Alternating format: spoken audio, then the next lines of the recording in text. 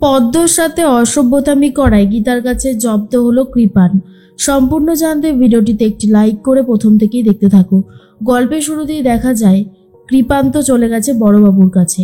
বড়বাবুর কাছে গিয়ে কৃপান বড়বাবুকে ছোট বড় অনেক কথা শোনাতে শুরু করে আর বলে, কি হলো বড়বাবু, এফআইআরটা লিখুন, আপনাকে এত করে বলছি তবুও কি আপনার কানে যাচ্ছে না? বড়বাবু তখন বলে, কৃপান তুই কিন্তু বড্ড বেশি বাড়াবাড়ি করছিস। কৃপান তখন বলে, আমার কোনোভাবেই মনে হচ্ছে না যে আমি বাড়াবাড়ি করছি, বরং আমি যা করছি তা একদম ঠিক করছি। লিখুন, পদ্মরানী দাসের কপালে কি যে বিপদ আছে সেটা ওই জানে। পদ্মরানী দাস মিসিং হয়ে যাবে, এফআইআরটা লিখে নিন। আর তখনই বড়বাবু বলে, এই শোন, তুই বলবি আর তারপরে আমি করব? তুই কি করে জামিন পেলি? গীতা এলএলবি থাকতে তুই কি করে জামিন পেলি? তখনই কৃপান বলে, গীতা এলএলবি থাকবে তারপর তো আমি জামিন পাবো, তাই না? ও তো নেই, তাই আমি জামিনও পেয়ে গেলাম। আর এটা শোনার পরেই বড়বাবু চমকে যায় আর বলে, কোথায় রয়েছে গীতা? গীতা এলএলবি কোথায়? অগ্নিকন্যা কোথায় রয়েছে? কৃপান বলে, ওপরে চলে গেছে এতক্ষণে, আর ও এই পৃথিবীতে ফিরতে পারবে না। অনেক কলকাঠি নেড়েছিল, অনেকভাবে আমাকে অপদস্থ করার প্ল্যান করেছিল।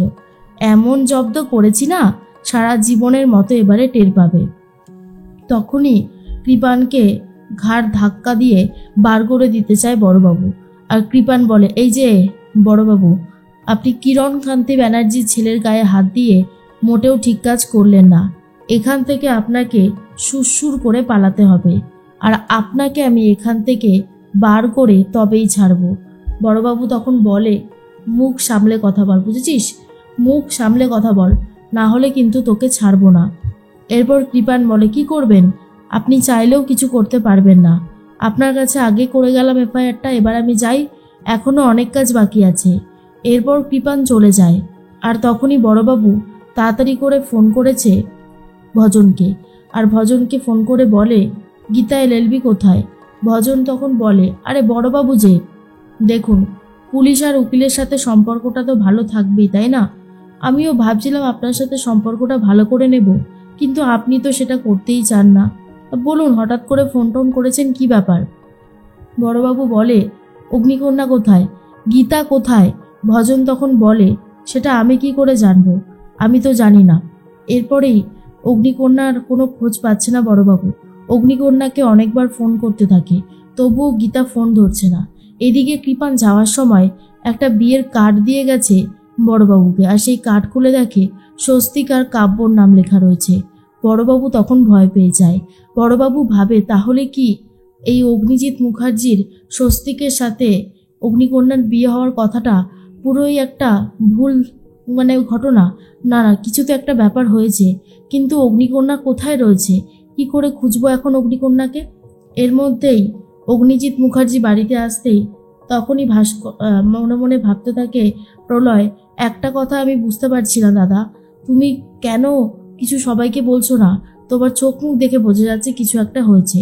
ব্রজবালা মুখার্জি বলে, কিরে, আমার গীতা কোথায় আর স্বস্তিকই বা কোথায়? অগ্নিজিৎ মুখার্জি বলে, আমি কিছু জানি না, আমি কিছু জানি না, গীতার সাথে স্বস্তিকের বিয়ে হবে না। প্রলয় তখন বলে, গীতার সাথে স্বস্তিকের বিয়ে হবে না তো কার সাথে কার বিয়ে হবে? স্বস্তিকের সাথে কার বিয়ে হবে বলো?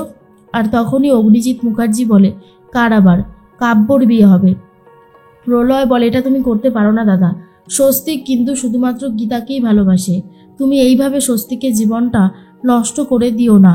অগ্নিজিৎ মুখার্জি বলে, আমি চাইলেই অনেক কিছু করতে পারি, আর দেখ, তুই আমার আর আমার ছেলের ব্যাপারে একদম নাক গলাবি না প্রলয়। প্রলয় তখন বলে, ভালো মন্দ কিছু হলে নাক তো গলাতেই হবে বই কি, তুমি চাইলেও আমাকে আটকাতে পারবে না।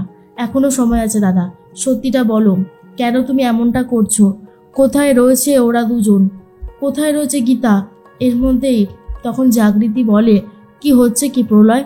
তুমি তোমার দাদার সাথে এইভাবে কথা বলতে পারো না। এদিকে পদ্মর কাছে চলে গেছে কৃপান আর বলে, চল পদ্ম, আজ আমি তোকে নিয়ে যেতে এসেছি। সেদিন তোর হাতটা একটু ধরেছিলাম বলে তুই আমাকে থানা পর্যন্ত নিয়ে গেলি, তারপর আমাকে কোর্টে তুলি আর কোর্ট থেকে সোজা জেল হয়ে গেল আমার। তুই আমার সাথে অনেক অন্যায় করেছিস, তার কিছুটা হলেও তো আমাকে এখন শোধ নিতে হবে বল।